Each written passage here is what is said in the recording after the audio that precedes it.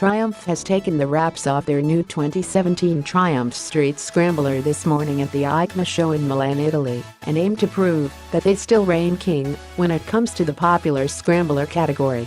Check out the rest of our EICMA 2016 coverage. The new bike is built around Triumph's new Street Twin, which uses their all-new 900cc parallel twin motor.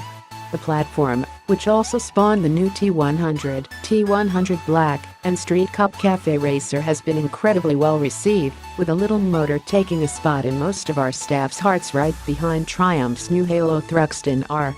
This new Street Scrambler takes that 900cc high-torque engine from the Street Twin and puts it in a new, more off-road biased chassis.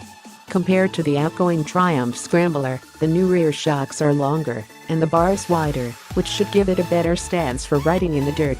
It also gets ride-by-wire fueling and switchable ABS that are unique to the Street Scrambler, in addition to traction control and a torque assist clutch. And of course, no Triumph Scrambler would be complete without that beautiful high exhaust pipe. While Ducati have pushed their Scrambler further into the dirt this EICMA with the Desert Sled, the Triumph version seems to focus much more on looking stylish on the street. Triumph have definitely improved the lines of their new Scrambler, and the press release boasts premium finishes, graphite badges, brushed aluminum tank diesels, and interchangeable pillion seat rear aluminum rack that comes standard, numberboard side panels, and a custom parts catalog with over 150 items to further customize the bike. They claim a lower seat height, but give no specs, and offer no information yet regarding the suspension length or travel, weight of the bike, or pricing. The one thing they do give us is that the Street Scrambler has a service interval of 10,000 miles. As much as I want to not like this bike, because fake carbs, I think they did a really nice job with the aesthetics of the bike. Triumph understand better than most that the little finishing touches on a bike can make a huge difference in the perception and overall happiness of someone swinging their leg over the thing, so I really appreciate things like the black bezel on the headlight, or the aluminum bracket used to attach it, the rubber knee pads in the tank, the finish of the new mirrors, the bash plate, or the beautiful machine speedometer face. Mini rant. I think we need to stop being so angry about scramblers that don't scramble. At this point, the term scrambler is like cafe racer in that, at least to me, it describes a specific aesthetic style of bike. It's a style that's en vogue now, and for good reason, because they're cool looking and nice to ride.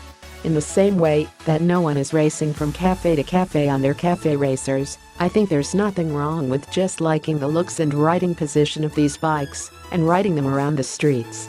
All of that said, it's still something worth discussing for people who actually do want to scramble, so we can help them get onto something that actually can go in the dirt. All of this to say, we're going to talk about these bikes a lot and give ourselves permission to like them, even if that's just because they'd be great daily riders for people who think they look pretty.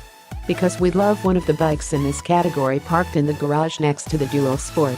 This thing will likely have the same issues as the outgoing model when it comes to going off-road, but if you're into scramblers as a style, this thing nails it better than anything else on the market.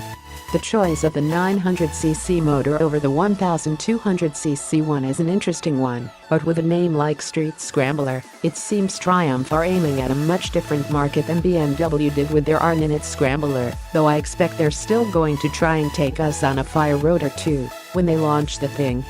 I still haven't had a chance to ride the Street Twin, but outside of the Thruxton R, it's the favorite of the other staffers around here, which makes me think Triumph might have nailed it with the motor, even if it isn't impressive on paper with only 55 horsepower or so. For those of you dying to get a look at the new Street Scrambler in person, Triumph is taking it on a tour called the Brutal Beauty Tour, which has over 50 stops where you can check it and the rest of their modern retro line out. For more info about the dates of the stops, which take place all over the US and Canada, check out their For the Adventure site. What do you think of scramblers released in the last few years? Which is your favorite? Don't forget, the Husqvarnas are still to come, though those take a decidedly different take on the look.